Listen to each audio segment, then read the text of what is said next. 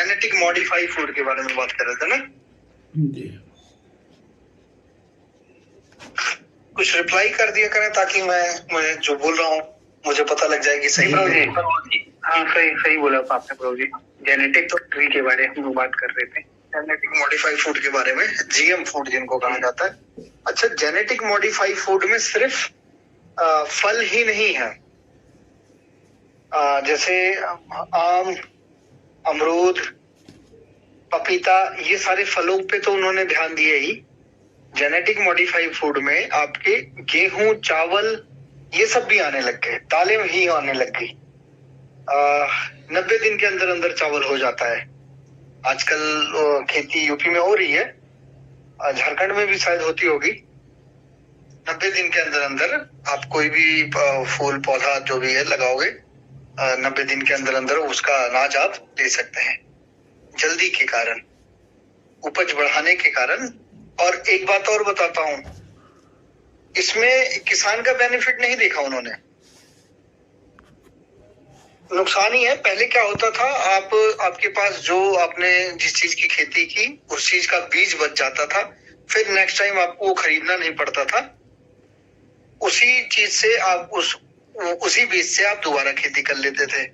पर अब जब से जेनेटिक मॉडिफाइड बीज आने लग गया मार्केट में, तब से जैसे आपने गेहूं लगाया तो आपको हर बार नया लेना पड़ेगा। वो मतलब दोबारा उपज पैदा करने के लिए सक्षम नहीं है। चावल आपने खेती की, चावल की, धान जिसको कहा जाता है, धान की खेती की आपने, तो धान होगा, नेक्स्ट टाइम उसी धान से आप दोबारा खेती नहीं कर सकते, आपको फिर लेना पड़ेगा वो डीलरों से। तो कहाँ प्रॉब्लम आ रही है, एक तरीके से वो आपको आपका बीज जो है वो धीरे धीरे करके खत्म कर रहे हैं। आपके उपज पे आपकी जो धरोहर थी उसको खत्म कर रहे हैं। और एक समय ऐसा आएगा कि इंडिया की जो रियल बीज थे, जो यहाँ का हमें जो सूट करता था, आजकल सभी डॉक्टर मुंह उठा के बताने लग गए कि गेहूं नुकसान करता है, गेहूं के कारण ये होता है, गेहूं छोड़िए, गेहूं छोड़िए। अरे हमारे दादा परदादा तक गेहूं खाते आए हैं, उनको तो नहीं बीमारियां लगती थी, तो आज हमको कैसे लगने लग गई है? उसके पीछे रीजन क्या है? आज अगर आपको गेहूं नुकसान कर रहा है तो गेहूं नुकसान करने के पीछे रीजन की बात बताओ ना, कि किस कारण नुकसान कर रहा है। तो आप उसके बारे में बात नहीं कर रहे हो, सीधा आप गेहूं को ही खराब बता रहे हो। ज्योतिष शास्त्र में बताया गया, जिसका सूर्य कमजोर होता है उसको गेहूं की रोटी तो जरूर ही खानी चाहिए। ऐसे सूर्य स्ट्रॉन्ग करने के लिए पृथ्वी पे सबसे अच्छा खाने वाली जो आइटम है वो है शहद। शहद के बाद दूसरे नंबर पे गेहूं आता है, सॉरी दूसरे नंबर पे गुड़ आता है, फिर तीसरे नंबर पे गेहूं आता है। तो हम गेहूं को खराब बता रहे हैं। खराब क्यों हुआ है? क्योंकि वो रियल चीज है ही नहीं, हो तो खुद लैब में तैयार किया हुआ है, लैब में तैयार करके उसको हम खेतों में लगा रहे हैं और वो जाके ये बन रहा है। तो धीरे धीरे हमको नुकसान ही पहुंचाएगा।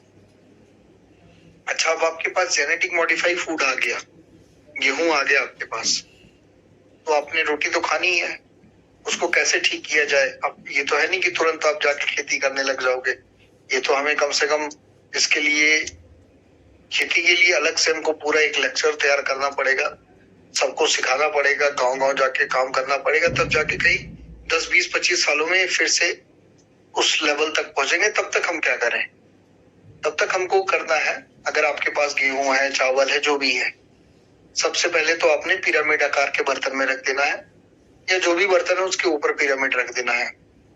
एक काम, तुलसी की कोई डंडी हो या तुलसी का पत्ता हो उसमें रख दीजिए। दूसरा काम, प्रयोग करने से पहले 10 लीटर, 10, 20 लीटर पानी में आपने 100 ग्राम, 100 ml आपने गौमूत्र डाल देना है। उसमें अपना अनाज भिगो के रखिए, जितना मतलब आप अनाज है उसके अकॉर्डिंग आपने पानी लेना है, उसमें भिगो के रखिए। और उसके बाद 1 घंटे बाद आप उसको अच्छी तरह से 2-3 पानी से 4 पानी से धो के सुखवा के उसका प्रयोग कीजिए। तो जो उसका इफेक्ट है, साइड इफेक्ट जो है वो खत्म हो जाएगा। ठीक है, तो आप अपने फलों को ऐसे प्रयोग कर सकते हो। अच्छा, ये जेनेटिक मॉडिफाई आया कहाँ से, मैं आपको बताता हूँ। ये इन साइंटिस्टों का दिमाग का नहीं है खेल, इस लेवल तक तो सोच ही नहीं सकते कि कोई नई चीज बना सकते हैं। ये हमारे आयुर्वेद में ही था हमारे आयुर्वेद में भावना देना कहते हैं इसको। उसकी भावना कहते नहीं है कि करेला वो भी नीम पे चढ़ा हुआ, करेले की जो पौधा होता है अगर नीम के पेड़ के पास चढ़ा हो तो बहुत ज्यादा तीखा होता है। तो कैसे होता था, उसकी भावना उस पे थी। उसी तरीके से हमारे आयुर्वेद में ये बताया हुआ था, हमारे शास्त्रों में लिखा हुआ था, किसी भी फल को आप अपने आवश्यकता अनुसार, अपने स्वाद के अनुसार उसको ढाल सकते हो। जैसे एक मार्केट में आम बिकता है, सिंदूरवा आम कहा जाता है आम, उसके आगे सिंदूर के कलर का होता है, पीछे आम हरा रहता है, ऐसा एक आम बिकता है। वो पता है कैसे बना था, आप आजमा के देख लीजिए। किसी भी आम की आपने गुठली लेनी है, गुठली लेने के बाद थोड़े से हिस्से पे सिंदूर लगा के उसको आपने जमीन में दाब देना है। उसका जो फल निकलेगा वो बिल्कुल वैसा ही निकलेगा। आपने क्या किया, आपने भावना दिया। अगर आपको दूध की भावना देनी है, आप आम की गुठली ले लीजिए, उसको अच्छी तरह दूध में धोइए, दूध लगा के उसको फिर आप लगा दीजिए, तो जो आम का स्वाद होगा हल्का हल्का दूध जैसा स्वाद होगा। तो ये एक भावना देना था हमारे आयुर्वेद में। भावना देना इसको कहते थे कि आप जैसा चाहे उस चीज के साथ मिला के उसको लगाओगे तो उसका थोड़ा बहुत इफेक्ट आपको देखने को मिलेगा। वही चीज इन्होंने उठाई और इन्होंने उसको दूसरी भावना में लेके चले गए, पर ये हमेशा गलत करते रहे, जिसके कारण नुकसान होने लग गया धीरे धीरे करके, और हम वही खा रहे हैं और जिसके कारण बीमार पड़ रहे हैं। आप ये सोचिए, जब आप ऑक्सीजन सही ले रहे हैं, आप खाना बहुत शुद्ध खा रहे हैं और आप हर चीज का सही रख रहे हैं, तो बीमार क्यों पड़ रहे हैं? तो रीजन यही है कि जो आप शुद्ध समझ के खा रहे हैं वो शुद्ध है ही नहीं। किसान इसीलिए बीमार पड़ रहा है क्योंकि किसान सीधा उसके यूरिया के टच में है, खाद के टच में है, जो भी यूज की जाती है ना, कीटनाशक दवाइयां, बहुत सारी चीजें यूज की जाती हैं, ठीक है। एक यूरिया इस्तेमाल किया जाता है उपज बढ़ाने के लिए। उसके जगह अगर आप सब दही का प्रयोग करें, 1 लीटर दही में 10 लीटर पानी डाल के आप उनको अच्छी तरह फेंट के और उसका स्प्रे करें अगर अपने फसल पे, तो उससे 3 गुना ज्यादा तेजी से बढ़ता है। और इसका जो समय होता है वो सुबेरे 5 से 6 बजे के करीब है, मतलब सूरज निकलने से पहले या सूरज डूबने के बाद, या सूरज डूबने के बाद नहीं, आपने 4-5 बजे शाम को जब सूरज डूबने वाला हो उस टाइम करनी है, ताकि गर्मी के कारण जो दही के बैक्टीरिया हो वो ना मरे। ये बहुत अच्छा रिजल्ट देता है। आप अपने खेतों में ये करवा के देखिए। आपका जो खाली खेत पड़ा हो, जो खेती कर रहे हैं उनके लिए मैं बता रहा हूँ, अगर आपका खाली खेत पड़ा हो तो आप उसको अच्छी तरह जुताइए और जुताई करवाने के बाद पानी डलवाइए। पानी डलवाने के बाद जब पानी हल्का सूख जाए तो उसके बाद आपने इस दही का स्प्रे करके देखिए उनपे, शाम के टाइम में कीजिए, बहुत अच्छा रिजल्ट है। और हर 21 दिन में आपने ये स्प्रे करना है। आपकी जमीन उपजाऊ हो जाएगी। जो यूरिया खाद वगैरह डालने के कारण जो उसकी उपज कम हुई है, जो उसको नुकसान पहुंचा है, वो फिर से पूरा हो जाएगा। ये आप करके देखना अपने खेतों में, बहुत अच्छा रिजल्ट आएगा। और देसी गाय का गोबर डाल देना, और देसी गाय का गोबर डाल सकते हो, गौमूत्र डाल सकते हो, आप उसमें गुड़ डाल सकते हो, चने का आटा डाल सकते हो आप अपने खेत को अच्छा बनाने के लिए। तो वो जो उपज देगी बहुत अच्छा देगी। आपके घर के पास भी अगर छोटी बहुत क्यारी है या छत पे आपने कोई सब्जियां वगैरह लगाई हैं, आप एक मिर्चा आता है जागेश्वर जी से, मैं आप सबको प्रोवाइड करवा दूंगा अगर वो चाहिए होगा। वो एक पेड़ पूरे परिवार को पूरे साल मिर्चा दे सकता है। ब्लैक कलर का मिर्चा होता है और 4-5 आदमी के परिवार के लिए एक मिर्चा इनफ है। एक मिर्चा अगर आपने डाल दिया, 5 लोग आराम से उससे खा सकते हैं। तो ऐसा पेड़ आप सब, अगर आप सबके पास कहीं अरेंज होता है तो अपने घर के छत पे तो जरूर लगाइए। जो शहरों में रह रहे हैं, कम से कम मिर्चा तो आपको सही मिले। टमाटर लगा सकते हैं। 2-4 चीजें ऐसी हैं जो आप अपने छत पे भी लगा सकते हैं, और ये इस तरीके से लगाइए। बाहर की चीजों से थोड़ा बचिए। और बाकी जैसा आप सबको बताया कि जेनेटिक मॉडिफाई को तोड़ने के लिए कम से कम 10-20 साल लग जाएगा हमको, क्योंकि बहुत हाई लेवल पे काम हो चुका है। हर चीज अब जेनेटिक मॉडिफाई आ रहा है, हर चीज जीएम आ रहा है। पहचानने का तरीका, आप फल को लीजिए, जो जेनेटिक मॉडिफाई है वो तुरंत के तुरंत आपकी ताकत को कम करेगा,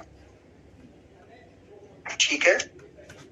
और अच्छा, आप सबको एक और बात बताने वाला हूँ। कई डॉक्टर मार्केट में ऐसे हैं जो डाइट के बारे में बात करते हैं कि आप फल खाइए, सब्जी खाइए आप ठीक हो जाएंगे, खाना खाने से पहले इतना खाइए, ठीक की जगह मैंने देखे पेशेंट और खराब हो गए। रीजन क्या है? उसके पीछे सबसे बड़ा रीजन यही है कि जो फल आ रहा है वो 70% केमिकल का है। आपके घर के आसपास अगर कोई पेड़ है तो आप सब सच बताइए देख के कि क्या आपके जो पेड़ हैं उनपे सभी फल एक ही कलर के हैं, एक ही साइज के हैं? ऐसा तो कभी मुमकिन हो ही नहीं सकता। पर जब आप रेडी पे जाओगे, फल की दुकान पे जाओगे, सब्जियों की दुकान पे जाओगे, वहां आपको सभी फल एक ही साइज के, एक ही कलर के दिखते हैं। तो इसका मतलब क्या है? वो केमिकल में तैयार किए हुए हैं, सेम कलर सेम साइज के, वो बन के वैसे हो जाते हैं। तो मार्केट में जो भी आप लेके आ रहे हो 70% केमिकल है। उसको खाओगे तो कुछ देर तो फल का जो नेचुरल गुण है वो तो अपना असर दिखाएगा, आपको लगेगा 1 महीना कि हाँ ठीक है, पर उसके बाद ऐसी हालत खराब होगी कि फिर कहीं ना कोई वैद्य समझ आएगा ना कोई डॉक्टर समझ आएगा, फिर उसका इलाज करना मुश्किल हो जाता है। ठीक है, तो हम खा तो रहे हैं हम एक तरीके का जहरी, कोई सब्जी भी लेके आ रहे हैं, कोई कुछ लेके आ रहे हैं। हमारे पंजाब में लुधियाना से जब हम जलंधर की तरफ जाते हैं ना, तो जितने खेत हैं सब खेतों का कलर जो है बिल्कुल ब्लैक पड़ चुका है। ट्रेन से जाते हुए वो दिखती है वो खेत। ये पढ़ा रहा हूं क्योंकि मेन रीजन यही है कि हम बीमार क्यों हो रहे हैं। आयुर्वेद में जैसे डॉक्टर वसुंधरा जी ने बताया था कि आयुर्वेद सिर्फ बीमारों को नहीं ठीक करता, हमको बीमार होने से भी बचाता है। तो बचने के लिए सबसे पहले हमें खेती पे ध्यान देना चाहिए, क्योंकि हमारा सारा दिन का आजकल लोग काम कर रहे हैं। क्यों कर रहे हैं? रोटी के लिए कर रहे हैं, पेट के लिए कर रहे हैं। एक टाइम आप खाना ना खाओगे तो दूसरे टाइम तक आपको सब समझ आ जाएगा, सारी चीजें दिमाग सेट होने लग जाएगी। तो अगर वो रोटी ही नहीं सही मिल रही है तो हमें बीमारी होनी है, जिस कारण ये इसके बारे में मैं बता रहा था। कई लोगों को ये लगेगा कि हम टॉपिक से बाहर हैं, बट ये बहुत जरूरी था। आप सबको पता होना चाहिए रियल बीमारी, हम बीमार हो क्यों रहे हैं। सब कुछ तो हमने ठीक रखा, उसके बाद बीमार क्यों हो रहे हैं, इसलिए ये टॉपिक बहुत जरूरी था। और कभी हम इस पे पूरा एक लेक्चर ही देंगे सिर्फ खेती पे। वो बहुत बड़ा लेक्चर है, वो कम से कम 3-4 दिन का है, वो किसी और क्लास में दिया जाएगा। अभी इतना जानना जरूरी था कि जेनेटिक मॉडिफाइड नाम के पौधे, फूल, फल, सब्जियां ये सब मार्केट में है जो हमको नुकसान करती है। इसका असर कम करने के लिए हम सिर्फ और सिर्फ ये कर सकते हैं, 6 घंटा पानी में डुबो के रख सकते हैं सिरके के साथ। उसके बाद सिरका 1 चम्मच 10 लीटर पानी में डाल दो, इनफ है। मीठा सोडा आधा चम्मच 10 लीटर पानी में डाल दो, इनफ है। ये अगर आप करोगे तो बिल्कुल फिट हो जाएगा आपका जो भी आप खाना खा रहे हो।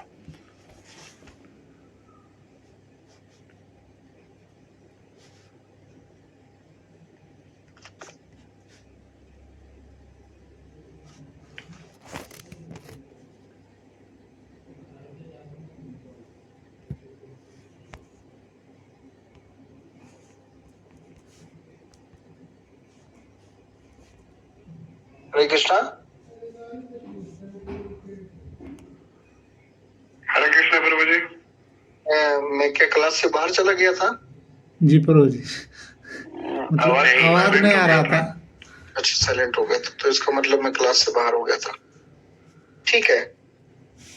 हाँ, तो जैसे बता रहा था कि मतलब अगर आपके पास जो भी फल या सब्जी लाना है उसको 10 लीटर पानी में आधा चम्मच मीठा सोडा या 1 चम्मच आपने सिरका डाल देना है, विनेगर जिसको कहा जाता है। सिरका डालिए और उसके बाद उसमें अपने फल सब्जियों को डुबो के रख दीजिए।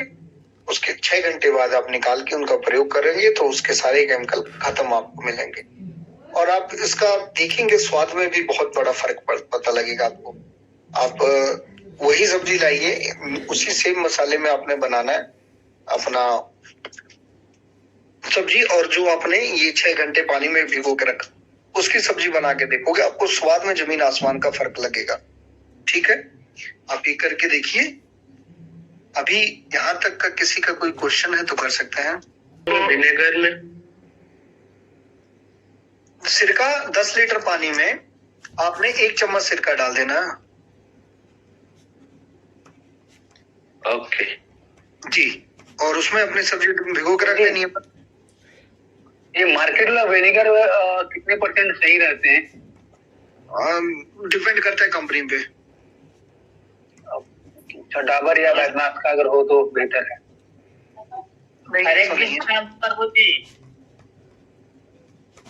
और सिरका क्या होता है? सिरका क्या होता है? विनेगर को ही सिरका कहा जाता है सर। सिरके को इंग्लिश में विनेगर कहा जाता है।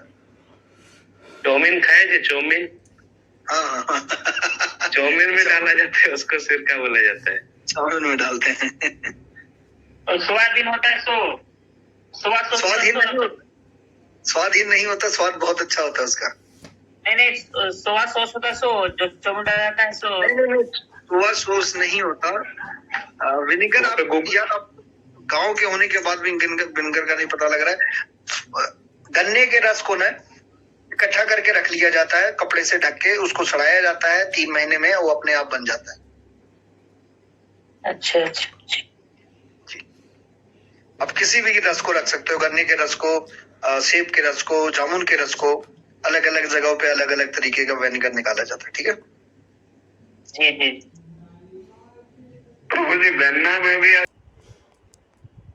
सर दही वाला क्या बताया आपने कि दही में क्या डाल के यूज करना है एज अ खान? दही में सिर्फ पानी, 1 लीटर अगर आपके पास दही है तो उसमें 10 लीटर आपने पानी मिला के मिक्स पतला कर लेना उसको। उसका छिड़काव करने से बहुत जल्दी उपज होती है। Okay sir. जी सुबोध सर। हाँ प्रभु जी बोल रहे हैं, आलू अभी लगाने का समय आ गया है। आलू को हम लोग किस तरह से उसको साफ करें? जो अभी तो केमिकलाइज रहता है। तो आपके पास आलू है कि बीज होता है आलू का? पहले मुझे ये बताएं थोड़ा। आलू ही आता है, बीज नहीं रहता है। आलू को आपने करना क्या है, सभी आलू को लेके 1 घंटे के लिए, आधे घंटे के लिए आप गौमूत्र में भिगो दीजिए। अच्छा। हाँ, मतलब अब 10 लीटर गौमूत्र में आपने 50 ml 10 लीटर पानी में 50 ml गौमूत्र डाल सकते हैं। ज्यादा गौमूत्र अगर नहीं मिलता तो आप ऐसे पानी में भी मिक्स करके गौमूत्र ले लीजिए। उसमें आपने सारा आलू भिगो देना, अपना धो के अच्छी तरह निकाल के सुखवा देना है। उसके बाद आपने वो खेती उसकी करनी है। तो जो उसका इफेक्ट है, जो पॉइजन पड़ चुका है, वो खत्म हो जाएगा। ठीक है, कुछ दूरी पे करके देखें, आपको रिजल्ट आएगा तो अगली बार से पूरा करें।